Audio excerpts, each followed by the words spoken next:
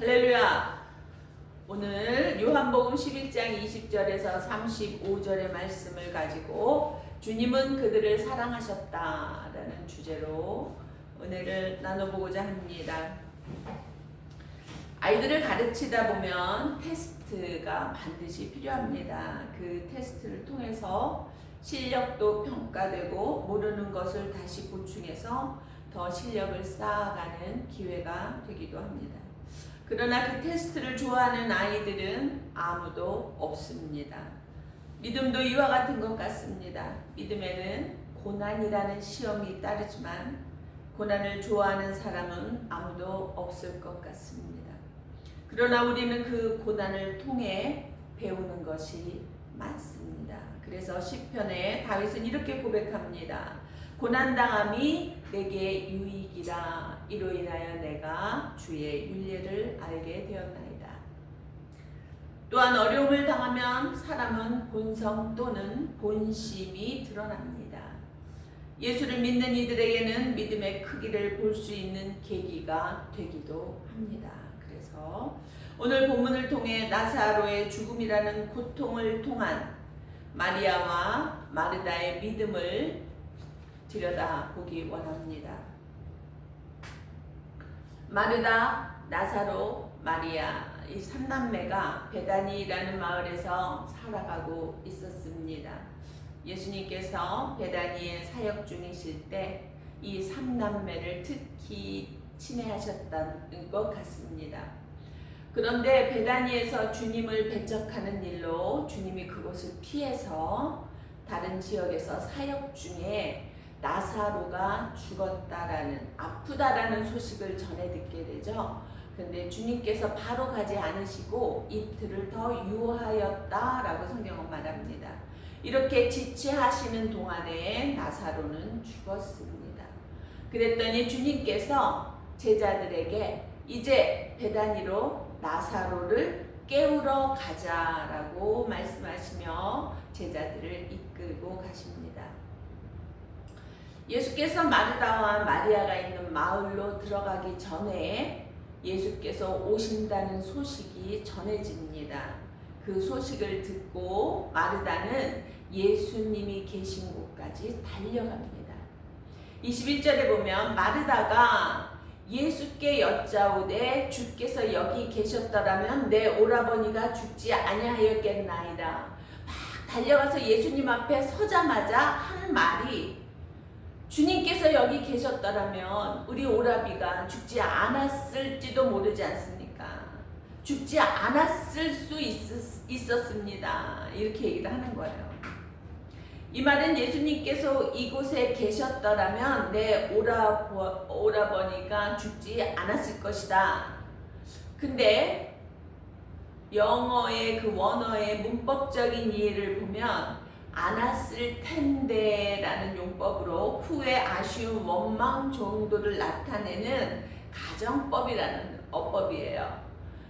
그랬을 수도 있을 텐데 라는 말이죠. 결국 죽었다라는 말을 하는 거예요. 그런데 놀라운 것은 다음 절의 마르다의 고백입니다. 그러나 나는 이제라도 주께서 무엇이든지 하나님께 구하시는 것을 하나님이 주실 줄을 아나이다. 알고 있다라는 거예요.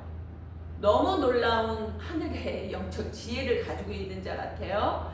그러자 예수님께서 이렇게 대답을 하십니다. 마르다의 그 신앙의 엄청난 고백을 들으시면서 그래, 네 오라비가 다시 살아날 거다.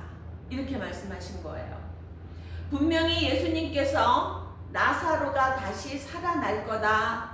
그녀의 말에 응답해 주신 거예요. 하나님께 예수님이 구하시면 하나님께서 무슨 일이든지 주님이 구하신 일을 이루실 건 줄을 압니다. 제가 압니다 라고 얘기를 했더니 그래? 그럼 내 오라비가 살아나리라 라고 대답을 해주셨어요. 그런데 이상한 것은 마르다의 다른 대답입니다. 24절에 보면 마르다가 이르되 마지막 날 부활 때 다시 살아날 줄을 내가 아나이다. 아는 게 많아요. 다 알아요. 이것도 알고 저것도 알고 너무 아는 게 많은 마르다예요. 그런데 예수님께서는 지금 다시 살아난다고 말씀하셨다라는 거죠. 주께서 무엇이든지 하나님께 구하시는 것을 하나님이 주실 줄을 압니다 라고 말을 했어요. 마르다는 그랬던 그녀의 믿음의 고백과는 아주 상이한 대답을 다시 또 하고 있어요. 앞뒤가 너무너무 다른 말을 하고 있더라는 겁니다. 마르다는 끝까지 현실적인 대답으로 일관하는 거예요. 죽었습니다. 주님이 계셨으면 안 죽었을 텐데, 그러나 주님께서 하나님께 기도하시면 그가 살아날 줄도 제가 압니다 라고 고백을 했어요. 그래서 그래? 그러면은 나사로가 살아날 거다 그랬더니 그 말은 귀등에도 없어요. 뒷등에도 안 들려요. 부활하는 모든 죽은 자들이 부활하는 그날에 마지막 날에 살아날 줄 믿습니다. 엉뚜당뚜한 소리를 하는 거예요. 그러면 그는 왜 그런 고백을 주님을 아주 신뢰하는 듯한 그런 말을 했을까요? 예수님께서 그 말을 듣고 있자니 하나님이신 예수님께서 그 어리석은 앞뒤가 안 맞는 대답을 하고 있는 마르다를 보자니 얼마나 참 안타깝고 기가 막히셨을까요? 그자 예수님께서 다시 말씀을 하세요. 예수께서 이르시되 나는 부활이요 생명이니 나를 믿는 자는 죽어도 살겠고 살아서 믿는 자는 영원히 죽지 아니하리라. 이것도 내가 믿느냐? 라고 물으십니다. 그러자 마르다가 주여 그러하외다 내가 믿습니다. 주는 그리스도시요 세상에 오시는 하나님의 아들이신 줄 내가 믿나이다. 이렇게 대답을 합니다. 그리고는 예수님께서 고개를 끄덕이시든지 알았다 하시든지 하셨겠죠. 근데 저도 횡설수설하고 나니 정신이 없어요. 그러니 그 말을 하고 가만히 돌아가서 마리아에게 얘기해요. 그런데요, 여기서 놀라운 또 마르다의 모습을 봅니다. 예수님 앞에서 뭐라 그랬어요? 하나님의 아들이시며 우리가 구하고 기다리는 그 메시아이심을 믿나이다 그랬어요. 분명히 믿음의 고백을 했고 예수님이 구세주심을 고백을 했어요. 그런데 마리아를 불러 말하되 선생님이 너를 부르신다. 선생님이라 그래요. 지금 하나님의 아들이시며 구원자 되신 예수 그리스도를 주님께서 너를 부르신다고 해도 부족할 판에 하나님의 아들을 만난 마르다가 마리아에게 전달할 때 그의 호칭은 선생님이 너를 부르신다 라는 얘기예요. 선생님이에요. teacher. 마르다의 본심은 이 구절에서 나타납니다. 예수님 앞에서 주님이라고 호칭했던 말이 다른 사람에게 가서는 선생님으로 바뀐다는 말이죠. 중심이 나뉜 자예요. 그렇다면 마르다는 예수님을 정말 메시아로 여겨서 주님을 섬겼던 것일까라는 의구심이 듭니다. 인간적으로 좋아요. 세상을 떠들썩하게 하는 사람이 여지껏 듣도 보도 못한 놀라운 지혜로운 말씀을 그리고 진리를 그리고 기적을 보여주시는 분이에요. 그런 분을 요즘 말하자면 아주 유명세를 타는 그런 사람이 내가 알고 있는 사람이에요. 나를 알아주는 사람이에요. 너무 좋죠. 너무 멋진 일입니다. 그래서 그냥 교제하는 정도는 아니었을까? 나 그 사람 알아. 이런 거 잘하잖아요, 사람들. 그런 관계를 원했던 것은 아닐까라는 생각이 듭니다. 지금도 마찬가지입니다. 말은 너무 믿음이 좋은 것 같은데 하는 행실들을 보면 의구심이 생기는 그런 사람들 종종 볼 수 있습니다. 섬긴다는 명목으로 교회 내에서 아주 기분 좋게 밥을 삽니다. 제가 섬기겠습니다. 오늘은 아주 겸손하게 밥을 삽니다.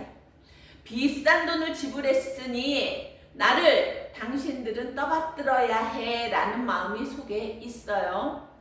그런데 사람들이 고맙다, 잘 먹었다, 감사하다 라는 인사를 하는데 자기가 기대했던 것만큼 자기를 높여주지는 않아요. 그러면 스스로 상처를 받는 사람들 많습니다. 그러면서 이 핑계 저 핑계 대면서 그 모임에 다시는 안 나가려고 해요. 그리고 말합니다. 나는 섬기려고 최선을 다했는데 사람들이 너무 무례해. 사람이 무례합니까? 자기가 교만한 겁니다. 그래서 조금 멀리하는 게 좋겠어? 그래서 나 그 모임 안 나가. 아주 사람들을 말 한마디로 아주 무례한을 만들어버리고 자기는 너무 고상해지는 겁니다.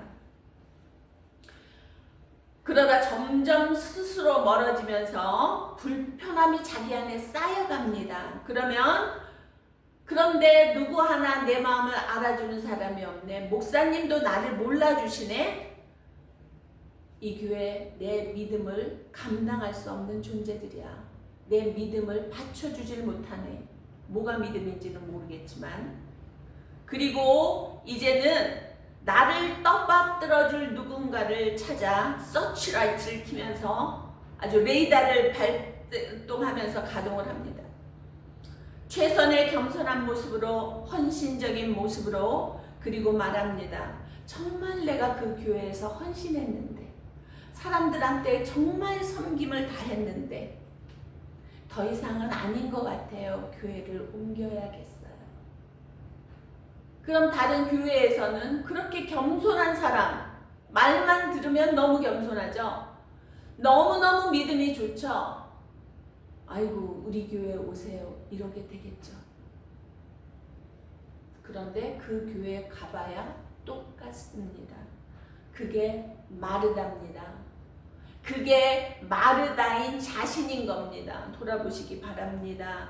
마리아를 고발하면서까지도 자기의 헌신과 노력을 주님께 어필하려고, 보이려고, 인정받으려고. 마리아는 일하지 않고 저렇게 앉아서 예수님 말씀만 듣고 있네요. 저는 밥하느라 그냥 반찬 만드느라 너무 바쁜데 마리아 좀 혼내주세요. 그리고 나를 좀 도와주라고 좀 꾸짖어 주세요. 왜요? 내가 헌신하고 있음을 자랑하고 나타내고 드러내서 뭔가 자기가 더 대단한 사람인 양 비춰지고 싶기 때문이었던 겁니다. 그런데요, 예수님께서는 그렇게 말씀하세요. 자기의 선을 자랑하면 자기가 이미 상을 받았으므로 하늘에 쌓을 것이 없으니 오른손이 한 일을 왼손이 모르게 하라. 그것이 예수님의 가르치심인 겁니다. 자신들을 높이려는 자들을 향해 주님은 뭐라고 하셨어요? 회칠한 무덤들아.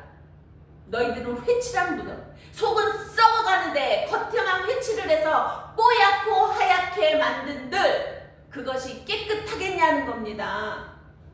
그래서 그것을 회칠한 무덤이라고 하시는 거예요.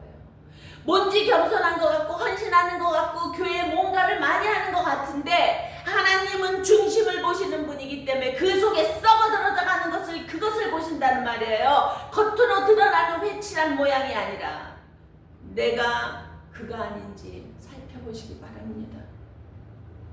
우리 마리아를 보겠습니다. 마리아가 이 말을 듣고 예수님이 너를 찾으신다 라는 말을 듣고 급히 일어나서 예수님께 나갑니다. 그런데 마리아가 예수 계신 곳에 가서 배웠고 그 발에 엎드리어 이르되 주께서 여기 계셨더라면 내 오라버니가 죽지 아니하였겠나이다. 마르다와 똑같은 말을 합니다. 그런데요, 마르다는 예수님을 보자마자 따지듯이 주님께서 여기 계셨더라면 오라버니가 죽지 않았을 텐데요 라고 말을 했는데 마리아는요, 가슴에 이 아픔을 감당하지, 슬픔을 감당하지 못해서 주님을 보자마자 그 발 아래 고꾸라져요. 그래서 그 발 앞에 엎드려. 지금 앉지도 못했어요. 엎어졌어요, 지금. 그리고 이 말을 하면서 흐느껴옵니다. 너무너무 애통합니다. 예수님을 만난 마리아, 예수님을 만난 마르다, 그들의 고백은 똑같았는데 자매의 마음은 똑같지 않았습니다. 마리아에게 있어 이 말은 바로 믿음의 고백이었습니다. 마리아는 예수님을 보자마자 그 발 앞에 엎드린 겁니다. 주님을 주님 되심을 믿고 아는 겁니다. 진실로 믿는 겁니다. 한국 속담에 아 다르고 다르다라는 말이 있습니다. 마르다는 따지듯이 예수님께 그랬지 않겠습니까? 라고 했는데 마리아는 주님이 여기 계셨다면 우리 오라비가 죽지 않았을 텐데, 그리고 그 애달픈 마음을 다 쏟아내는 거예요. 진실로 주님이 오셨었더라면, 계셨었더라면 바라는 고대하는 마음이 있었던 거예요. 우리는 예수님의 표현에 대해서도 살펴볼 필요가 있겠습니다. 마르다와 대화하실 때 예수님의 표정은 표정이 어땠다라는 말은 안 나오지만 예수님께서 마르다의 말에 또 질문에 응답을 하셨던 것은 그저 대화였습니다. 그리고 마리아의 마음을 더 보시기 위한 질문이었습니다. 그러나 마리아의 눈물을 보신 예수님은 심령의 비통함을 느끼며 지금 마음이 통하는 거예요. 마음이 지금 예수님의 마음, 마리아의 마음이 서로 통해서 서로 그 상황에 대해서 안타까우며 슬픔을 나누고 있는 거예요. 그게 교제예요. 하나님은 우리와 그런 교제를 원하시는 거예요. 나를 드러내고 내가 이만큼 했어요. 내가 이만큼 헌신했어요. 나 이만큼 믿음 있어요. 드러내고 자랑하는 자가 아니라 하나님 앞에 내 모습 그대로를 드리고 보여드리고 낮추는 자, 하나님을 신뢰해서 그 발 앞에 엎드리는 자를 찾으시는 겁니다. 그런 자와 교제하시는 하나님이십니다. 그래서 마리아를 불쌍히 여기는 마음을 가지셨어요. 기억하세요. 하나님은 우리의 중심을 보시는 하나님이십니다. 우리가 아무리 입술에 멋진 믿음의 말을 담아낸다고 한들 그것은 하나님 보시기에 회칠한 무덤일 뿐입니다. 중심의 믿음을 보시는 하나님이심을 알아야 합니다. 결국 마리아의 믿음은 예수님이 계셨다라면 나사로가 죽게 내버려두지 않으셨을 것을 안다라는 거예요. 그러므로 예수님은 나사로를 살리시는 역사를 마리아의 눈앞에서 행하십니다. 그래, 네가 그렇게 믿니? 내가 나사로를 살려주마. 그런데 그 행하시는 일에 마르다의 믿음 없음이 다시 나타나는 걸 우리가 볼 수 있어요. 39절에 보면 예수께서 이르시되 돌을 옮겨 놓으라. 그 무덤이 어디 있느냐? 이리 오십시오. 그래서 그 무덤 앞에 갔어요. 그러니까 이제 무덤 입구에 돌을 막아놨잖아요. 그러니까 그 돌을 옮겨 놓으라. 하나님께서, 예수님께서 지금 뭔가를 하시려고 해요. 그런데 누이 마르다가 이르되 주여, 죽은 지 나흘이 되었는데 벌써 썩은 냄새가 납니다. 뭐 하시려고요? 감히 주님이 하나님의 아들, 우리의 구세주, 생명을 그 손에 쥐고 계신 주님께서 행하시고자 하는 그 일에 마르다가 사흘이 됐습니다. 죽은 지. 주님이 뭘 하실 수 있겠어요? 이 뭔 말이에요? 앞에 그 잘난 믿음의 고백들, 제가 압니다. 제가 압니다라고 고백했던 말들이 무색하잖아요, 지금. 예수님께서 하신다고 하는데 그 앞에서 뭘 하실 수 있겠어요? 죽은 지 사흘이나 돼서 썩은 내가 나는데요. 한마디로 초치는 소리를 하고 있잖아요. 그렇다면 22절의 마르다의 고백 한번 볼까요? 그러나 나는 이제라도 주께서 무엇이든지 하나님께 구하시는 것을 하나님이 주실 줄을 아나이다. 믿음입니까? 말은 무슨 말을 못해요. 번들으라고 좋은 말, 성경에 좋은 구절들 다 갖다가 떠버리며 믿음 있는 척하지만 그 안에 회칠한 무덤밖에 안 되는 썩어 문드러지는 그 속이 중심이라면 거기에 무슨 믿음이 있고 생명의 싹이 솟아날 수 있겠습니까?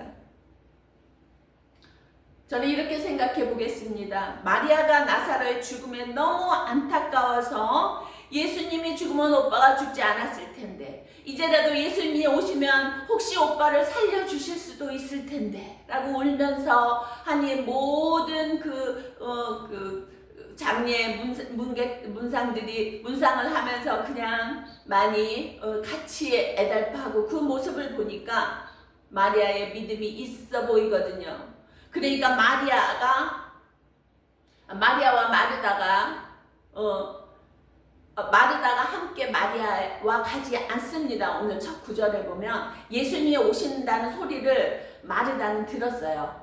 마리아는 오빠의 그 죽음 앞에 그 온전한 슬픔을 거기에 정신을 쏟고 아파하고 애달파하고 있어서 그 밖의 소식을 못 들어요. 근데 마르다는 정보망이 아주 귀가 밝아서 그 소리를 듣고 마리아에게 말 안 하고 혼자 갑니다. 예수님을 만나러.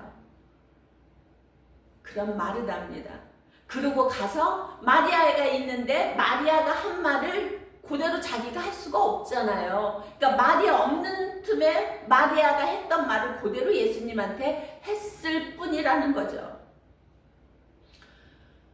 그래서 저 유명한 사람이 이렇게 멋지게 내가 믿음의 말을 하면 나 좀 알아주지 않을까? 라는 마음이었지 않았을까? 라는 생각이 듭니다. 결국 그녀는 자신이 말한 그 믿음 있는 말을 따라갈 수 있는 믿음은 아니었습니다. 그런데 참 놀라운 것은 그들의 중심을 주님은 다 알고 계셨잖아요. 그런데요, 오늘 본문에 앞서서 5절에 보면 예수께서 본래 마르다와 그 동생과 나사로를 사랑하시더니 예수님께서 마르다도 그렇고 마르다의 믿음 없음도 보시고 마리아와 나사로까지 다 그들을 아셔요.